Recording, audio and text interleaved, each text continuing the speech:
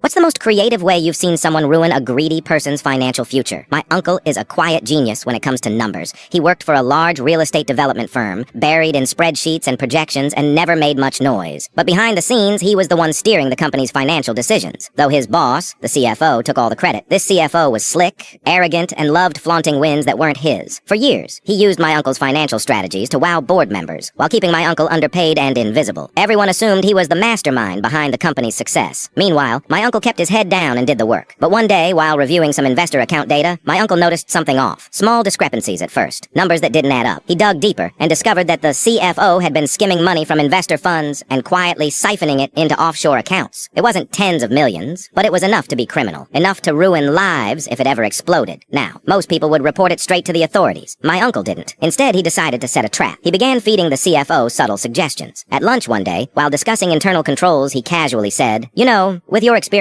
you could probably move a bit more without anyone catching on. I mean, who'd even know?" That single line worked better than expected. Over the next 6 months, the CFO grew bolder. He increased the amount he was stealing, moved money more frequently, and made sloppier decisions. My uncle tracked every single transaction. Dates, amounts, where the money landed, who approved what. He kept records that would make an auditor weep from joy. But he didn't stop there. He quietly created a new financial tracking system. A clean, intuitive tool that clearly showed where every dollar should be at any given time. Then, during a board strategy session, he introduced it under the guise of modernizing the company's reporting tools, called it an accountability dashboard. The board loved it. They started referencing it in meetings. Some even requested read-only access to monitor department budgets. It quickly became the unofficial source of truth for the company's financials, all while the CFO had no idea he was walking deeper into a trap. Then came the annual financial review. The CFO walked into that boardroom beaming. Probably thought he'd coast through another slideshow, say a few buzzwords, and be back on the golf course by noon. But this time, my uncle volunteered to present the numbers. Said he'd been working on some side-by-side comparisons to improve reporting clarity. He clicked to the first slide. 2 columns. One showing the official numbers the CFO had reported. The other showing what the numbers should have been according to the new system. Discrepancies. $4.7 million.